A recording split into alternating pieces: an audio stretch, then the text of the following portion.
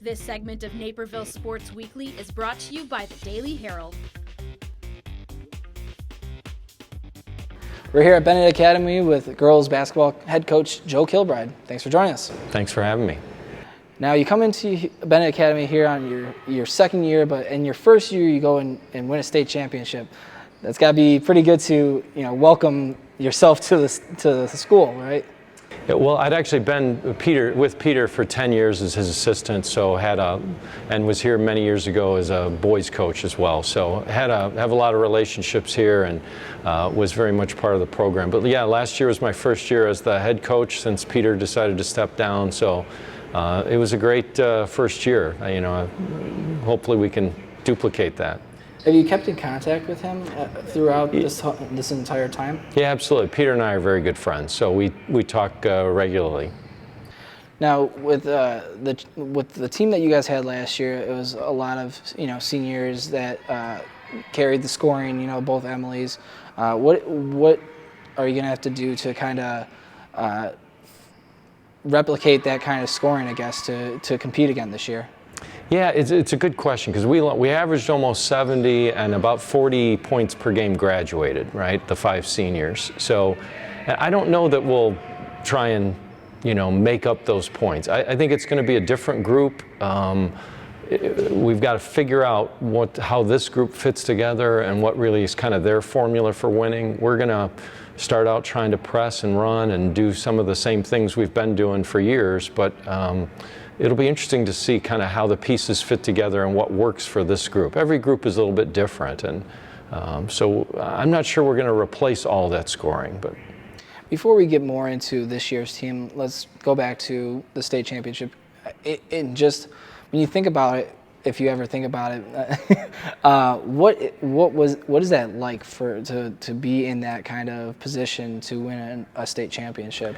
Yeah, I was so happy for the kids, first of all, but also just for the program. I mean, Peter had run such a successful program for so many years, and they'd gotten downstate, he'd never won it, and kind of Red Wing Nation, I think, deserved it and showed up down at Redbird, and I was just really happy for all the alums. You go back, Jordan Wilson, Chandra Smith, Amy Hunkler, McInerney, Benson, McGew. We've had so many really good players and so many good teams, and I sort of felt like last year was in some ways kind of a payoff to them as well for all the work that those guys had put in over so many years, building the program, making it successful, and Peter, of course, as well. So I was just really happy for them. And obviously for me, it was like, sort of a Cinderella kind. You're stepping into a really good group who came together, and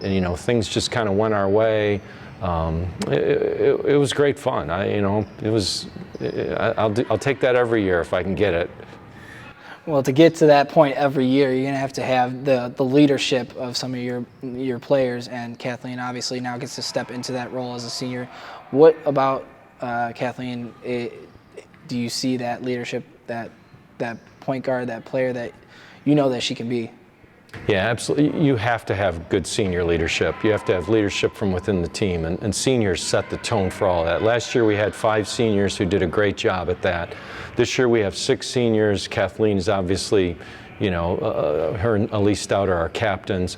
And, every coach will tell you, if your best player is your hardest working player, you had a chance to have a really good team. And that's been the case. That's the case with Kathleen. She shows up every day. Somebody was asking me, what do you think is her true position? Is she an off guard? Is she a point guard? Her true position is winner. She really doesn't care. If I told her I need you to play center, she'd play center. When you've got a kid like that with the versatility she has, the ability, the unselfishness, and just the character that goes with it. Her as an example to other kids and of what kind of effort it takes on a day-to-day basis, what kind of commitment it takes. She's a great leader for the group. And like you said, you have 6 seniors on this team. Stout and a couple other girls as well, Valentine. But you don't see like the same stardom, I guess, or the same notoriety that Doyle gets. So how do you keep her from getting too I guess, big-headed, or does that bother her at all? No, it's not a problem, and that's just who Kathleen is she's not an ego kid. She's not a lot of stars who get they're hard to coach. That's absolutely not Kathleen. I coach her hard. I coach her as hard as anybody else, and she expects no less. So that's never been a problem. And that's just the kind of kid she is. And because of the way she approaches things, her peers respect her, and they have no doubt. I mean, she sacrificed a lot last year. She was our third leading scorer. If she was a different kind of kid, she could have gone and got her 20 every day. We wouldn't have been as good a team. And she understood that and was willing to make that sacrifice. And the kids all understood it. They recognized what she did for them and how she led from, without being selfish. And I both respect and appreciate it. It's just, she's a great leader.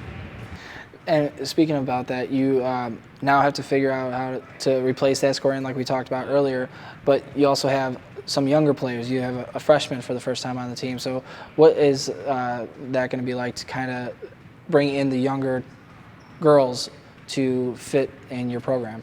Yeah, it's a different jigsaw puzzle every year, right? And you got to figure out the pieces and how they fit together. And honestly, we're still figuring some of that out right now. We're trying to figure out what's the best combinations and the best ways to play with this particular group and with their strengths and abilities.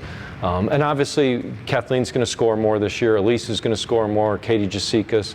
Kendall Schrammick, Emily's younger sister, who's a junior, has been with us on the varsity 2 years, but honestly hasn't been healthy for both of those years. So she's healthy now, and I think stands the chance to be a really good player as a consequence. So she's going to contribute a lot. You've got Sammy Valentine that you mentioned as a senior, who's really getting her first big opportunity to play significant minutes, who's a very hardworking kid with a lot of ability as well.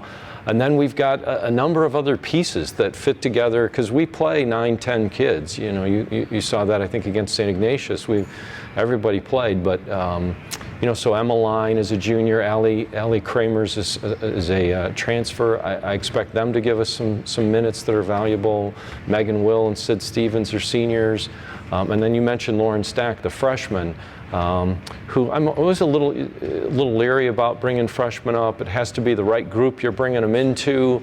There's a lot of difference between a 14-year-old and an 18-year-old, right? And so you got to make sure. But this is a good group, and they've been very welcoming to Lauren. And Lauren's, she's long, and you can't teach tall.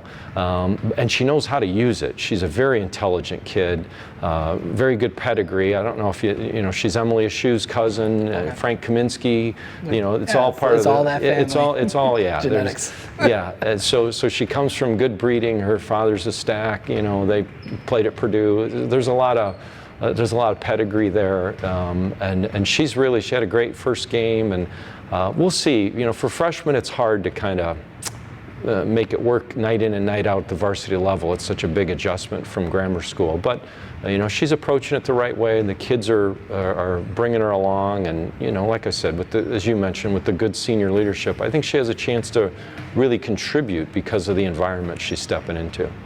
You mentioned the game against St. Ignatius. You did get a chance to get all the girls in to play. How important is that early in the season to kind of see what you have taking on another team instead of just in practice playing against the same girls? Yeah, the kids were dying to, they get sick of playing against one another, and understandably so. And so I think they were very excited for the game, probably too excited. And I think, Cara would tell you for them too, is a lot of first game. It was kind of a sloppy first game. I think most first games are that way. You got 2 weeks of practice, and then you're out there all, adrenaline's flowing, and things get a little messy. But it's good to just sort of get a game under your belt, get some kids in, let them start playing together and figuring it out, because it's a process. It's a long process. I told them, that's one. Hopefully we got 36 more, right? That's what you're aiming for anyway. And so we've got a long season, a long process to try and go through to be at our best at the very end. It's only been one game, but being the now defending 4A champs, is that any sort of added pressure to preparing for each game? It's I kind of look at that as that was a great season, and it's over and behind us. And it's, the trophy's sitting here in the case, and it's not like we got to defend it. Nobody's going to come in and steal it. It's ours. That's a memory. That's part of that group's legacy. And now it's this group's turn to create their own legacy. So they're not defending anything. They're going out and attacking everybody, and let's see what happens at the end. I mean, that's the only way you can approach it, is let's start over, a new group.